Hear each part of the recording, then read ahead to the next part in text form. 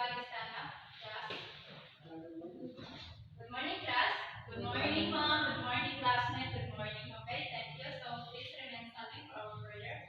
Can I request Mister to lead the prayer?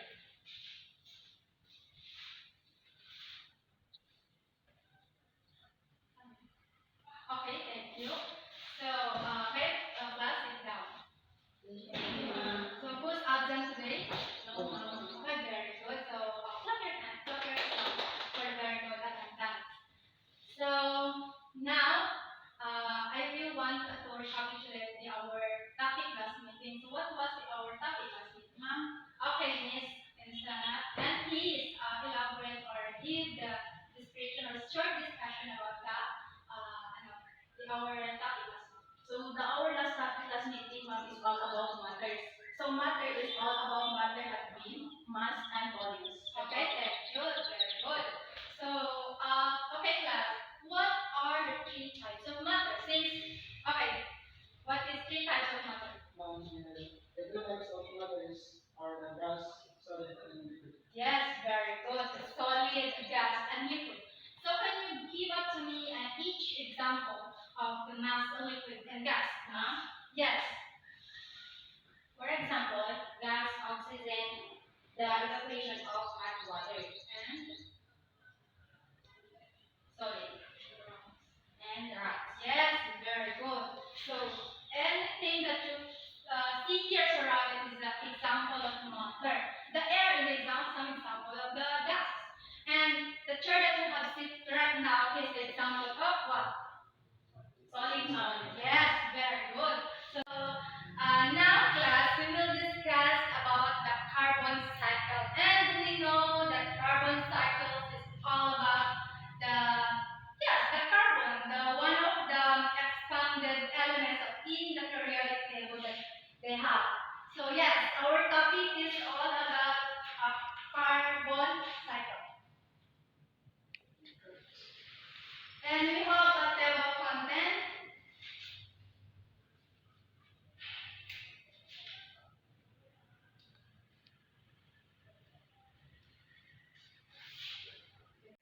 So our topic today is about the carbon cycle. And we know that carbon cycle is one of the very expanded elements in periodic table. So we have here in table of content. So who can read the table of content? Okay, Miss. Yes. So table of content. Number 1 is definition of carbon cycle, and number 2 is state of carbon cycle, and number 3 is diagram of carbon cycle. Yes. So thank you.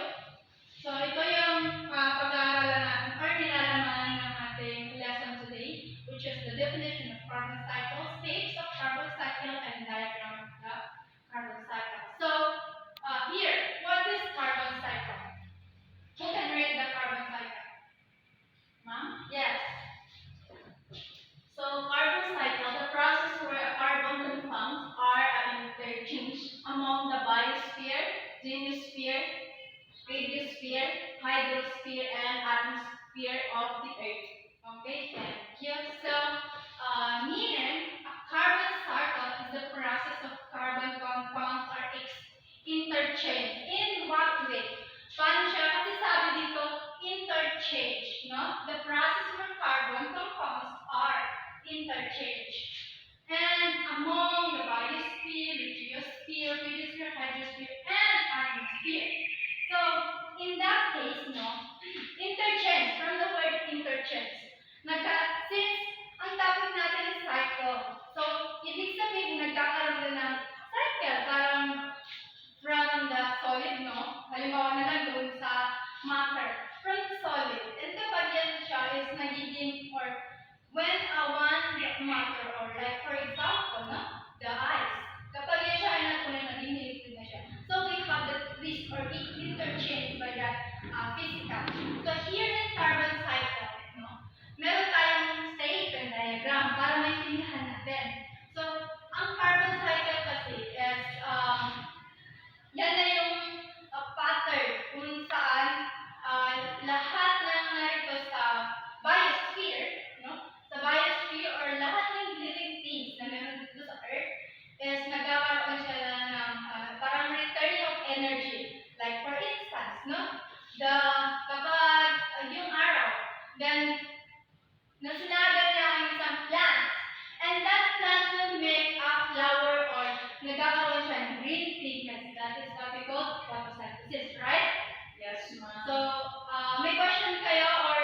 additional for that?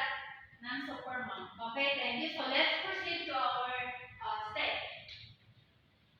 What? So now let's proceed with our cycle steps. We have 5 carbon cycle steps. So number 1 is carbon present in the atmosphere is from the word absorbed, by the plants for the photosynthesis. Like what I have said earlier, na when sun give energy or sunlight give energy to the plants and plants will respond through the what? Through the green pigments and flowers or whatever they respond like mamumunga yung plant, so that is what we call photosynthesis. And by the help of that, nagkakaroon yung carbon na yun na nagkakaroon din siya ng energy by the help of the sun. Right? Yes, ma'am. So the second one is, these plants are then consumed by the animals and carbon gets biocommuted into their bodies. So yung plants na yun, na binigyan siya ng green pigments coming from the sunlight of the sun, and that plant is kinonsume or kinain siya ng animals. So bakit siya nagkaroon ng carbon? Bakit nagkaroon ng carbon? The question here. So the answer is, kasi nga, yung plants na yun, or yes, yung plants na yun is kinain siya ng animals. And by the help of a plant, is nagkaroon ng energy ang isang animals. And even ang human, nagkakaroon din mo ng carbon cycles.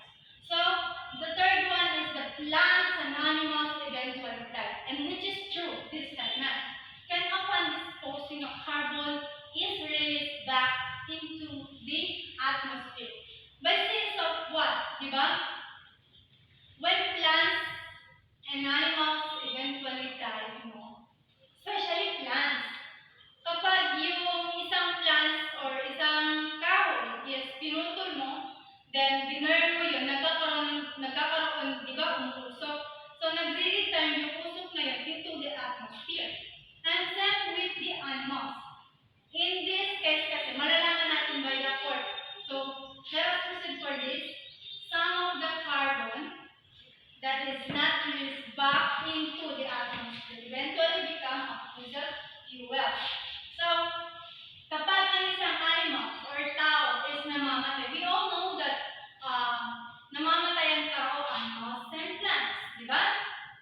So, by that case, hindi magre-release ng carbon kapag hindi na nagkakaroon ng releasing of the carbon back to the atmosphere by that way. But nagkakaroon siya ng fossil fuels. By sense of what? Yung buto ng tao kapag namamatay, hindi naman yung babalik through the atmosphere. So, nagiging fuel na lang siya. Tama? Sama po, ma'am.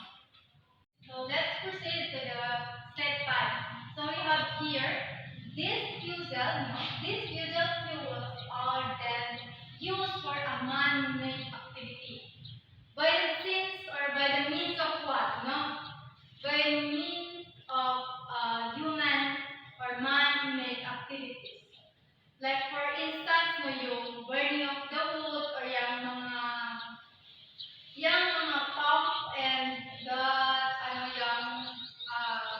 mga restaurant na yan. So by that means of man-made activities, so nagkakaroon ng carbon back into the atmosphere. Kasi yung usok na through the man-made, is nagkakaroon ng return doon sa usok, doon sa result or product, which is the burning or yung usok na pataas into the atmosphere, they will pass it. So, that's the activity or one of the man-made activities na nagkakaroon ng carbon back into the atmosphere by means of step 5. So, now let's proceed to the diagram. So, now we have here the carbon cycle diagram. So, kanina, we explained about the 5 steps, right? So, now, we will go into discuss about the carbon cycle diagram. Ito like yung process na binasa natin, i-explain natin doon sa 5 steps. Ito na rin yun. Pero diagram lang yan. graph para makita niyo yung process na nangyayari through the carbon cycle. So first, of course, the carbon, or let's say yung atmosphere. Isipin na lang natin para mas madali, no, na atmosphere. For instance, itong carbon ba to, or this one is represented by the atmosphere. So, kung makikita nyo, meron ditong arrow, which is pababa siya. So, the words here, photosynthesis. And that photosynthesis, by the help of the sunlight, or yes, presence of the sunlight, is nagkakaroon ng photosynthesis, or the green pigment of the plant. And that photosynthesis going back here, no? Meron ditong word na dead organisms and waste product. So, by the sense of waste product, or yes, dead organism or waste product is nakakalat siya into growth to some grasses, or yes, grasses or some plants para magkaroon din ng growth, na? So, if you can see here, meron tayong word na root respiration. So, bakit siya root respiration? By the means of the dead organisms and waste products. So, nakaka-help siya para mag-growth ito.